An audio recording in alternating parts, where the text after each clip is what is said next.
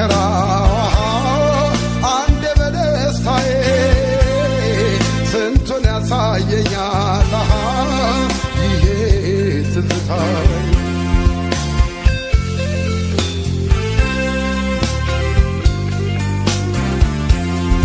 የትላንቱ ፍቅር። ሰላም ሰላም፣ ውድና የተከበራችሁ ቻናሌ ቤተሰቦች እንዴት ናችሁ? እኔ ደህና ነኝ፣ እግዚአብሔር ይመስገን። ሁሉ ሰላም፣ ሁሉ መልካም፣ እግዚአብሔር ይመስገን። እኔ ጋር ሁሉ ሰላም፣ ሁሉ መልካም ነው። ለዚህ ቤት አዲስ ከሆናችሁ ሰብስክራይብ፣ ላይክ ማድረግ እንዳትረሱ እያልኩ ዛሬም ካች ብዬላችኋለሁ ማለት ነው። ቤተሰቦች እንግዲህ ሄሉ ዛሬም ትላንትም እያለቀሰች ትገኛለች ማለት ነው። ትላንትና ቪዲዮ ሰርቼ ነበረ። እኔም በእውነት በጣም ነው ያዘዘነችኝ። በጣም ከምነግራችሁ በላይ ነው ያዘዘነችኝ። እስቲ የእውነት ሄሉን የምትወዱት ውድ ቤተሰቦቼ የምር ሄሉን አይዞሽ፣ አይክፋሽ፣ ነገ ሌላ ቀን ነው፣ ነገ የተሻለ። በጣም ከፍቶኛል፣ በጣም ጸጽቶኛል፣ በቾኮላ ያደረግኩ ነገር በጣም ጎርቶኛል፣ ዋጋ አስከፍሎኛል እያለች ትገኛለች ማለት ነው። ሄሉ እንግዲህ ናቲም እንትን ጥያቄ ያቅርባለት ነበረ። እሱ ነው መጀመሪያ ጥያቄ ያቀረበላት። እሷም ደግሞ መልሳ ጥያቄ ያቀርበልታለች ለናቲ ማለት ነው። እንግዲህ እግዚአብሔር ፈቅዶ ከመልስለት ማለት ነው። ናቲ እንግዲህ ዛሬ ይመልስለታል ብዬ ተስፋ አደርጋለሁ ማለት ነው። አንተ እኔን የምትወደኝ የምታፈቅረኝ ከሆነ ለምንድን ነው ዝም ያልከኝ? ለምን አጠየቅም ነበረ? አንተ በዛ ሰዓት ለምን ሄሉ ለምን እዚህ ውስጥ ገባሽ ብለህ ብትጠይቀኝ ኖሮ እኔ እዚህ ውስጥ ጠለቅ ብዬ ማልገባም ነበረ፣ ፍቅር ውስጥ ማልገባም ነበረ። ዛሬ ይሄ ሁሉ ፈተና አያጋጥመኝም ነበረ። ጥፋቱ ትልቁ ነገር ያንተ ነው እንጂ የኔ ብቻ አይደለም። እኔ ሴት ልጅ ነኝ። የከፋኝና ሲደብረኝ ማንም ካጠገቤ ስላልነበረ ነው እዚህ ውስጥ ልገባ የቻልኩት። ሄሉ አይዞሽ የሚለኝ ሰው አጥቼ ነው።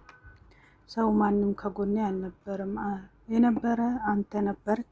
አንተ ደግሞ ስትሄዱ ብቸኝነት፣ ጭንቀት፣ ሁሉ ነገሩ ሲደራረብብኝ ነው እዚህ ውስጥ የገባሁት እንጂ ወድጄ ፈቅጄ አይደለም። ሲቀጥል ደግሞ አንተ ከእስር ቤት ስትወጣ ለምንድን ነው ሄሉ እዚህ ውስጥ የገባሽው ብለህ አልጠየከኝም። የኔ ምክንያት በቃ ይሄ ነው እንጂ ሌላ ምክንያት የለኝም ብላለች ማለት ነው። እንግዲህ እሱ ደግሞ እኔን ጥለሹ ለምን ሄድሹ ብለ እሱም ጥፋተኛ ነው በእርግጥ ማለት ነው። የምር በጣም ጥፋተኛ ነው ናቲ ማለት ነው። ማለት በዛ ጊዜ ልክ እንደወጣ ማለት ነው ሄሎ እኔ እኮ አለሁልሽ፣ ወደ ሌላ ሀሳብ እንዳትገቢ፣ እኔ አለሁልሽ፣ እኔ የጠፋሁበት ምክንያት ይሄ ነው ብሎ በደንብ ቢያስረዳት ኖሮ ሄሉ ዛሬ እዚህ ፈተና ውስጥ አትገባም ነበር። አሁንም ደግሞ ገባች፣ ትወጣለች ኢንሻአላህ ያ ረብ። እና ሁሉም የማይቻለው ነገር የለም። ሲቀጥል ደግሞ ለሄሉ ብቻ አይደለም ለሁላችሁም ነው ይሄን መልእክት ማስተላለፍ የምፈልገው። ሴቶች ሁላችሁም ይሄንን ቪዲዮ የምትሰሙ ወይም ደግሞ የምታው ማለት ነው እመቤቴ እውነቴን ነው የምልሽ፣ እውነቴን ነው የምላችሁና በቃ የተጻፈልን ነው እንጂ የምንኖረው የጻፍነው ልንኖር አንችልም። ይሄን ወቁት። ማለት እኛ የፈቀርነውን ነገር ሳይሆን ፈጣሪ የፈቀደልን ነው የምንኖረው። ይሄንን ማወቅ አለብን ጠንቅቀን ማለት ነው። ይሄን ካላወቅነው እንጎዳለን። እኔ እኮ እንዲያስብ ነበር፣ ይሄኔ እኮ እንዲሆንልኝ ፈልጌ ነበር፣ እኔ እኮ እከሌን ማጣት አልፈልግም ነበር። ይሄ ውሸት ነው። እንደዚህ ነበረ ማለት በጣም በጣም በጣም በጣም የሚጎዳን ነገር ነው። ምክንያቱ ማለት ነው ፈጣሪ ሁሉም ነገር ይሆናል ካለ ይሆናል፣ አይሆንም ካለ ደግሞ አይሆንም። ሁሉም ነገር ይቀራል ማለት ነው። ስለዚህ እምነታችን ሀሳባችን ከፈጣሪ ጋር ይሁንልን የሚለው ነገር ነው እኔ መልእክት ማስተላለፍ የምፈልገው። ሄሉ አሁን እምነቷን ሀሳቧን በራሷ መንገድ የሚሆንለት ነው መሰላት እንጂ በእግዚአብሔር ዘንድ ነው የሚሆንልኝ ብላ ተስፋ አላደረገችም።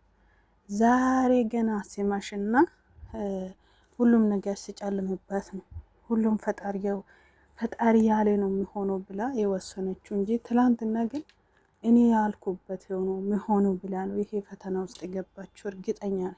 የምሬን ነው ብላችሁ ግን ምቺ ምድር ላይ ሁላችንም እግዚአብሔር የፈቀደልኝ ነው የምኖረው።